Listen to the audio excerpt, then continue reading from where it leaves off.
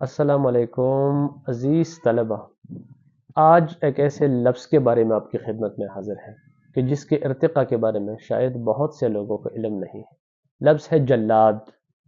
جلاد یعنی کسی کو موت کی سزا دینے والا، سر کاٹنے والا، پھانسی گھاٹ پہ چڑھانے والا۔ یہ لفظ اصل میں جلد سے نکلا ہوا ہے۔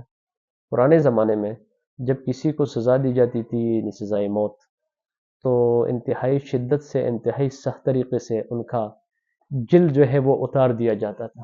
تو جلد اتارتے اتارتے ان کی موت واقع ہو جاتی تھی۔ اسی مناسبت سے اس شخص کا نام جلاد رکھا گیا، اور آج کل جلاد جو ہے ہر اس شخص کو کہا جاتا ہے کہ جو کسی کو سزائے موت دیتا ہے۔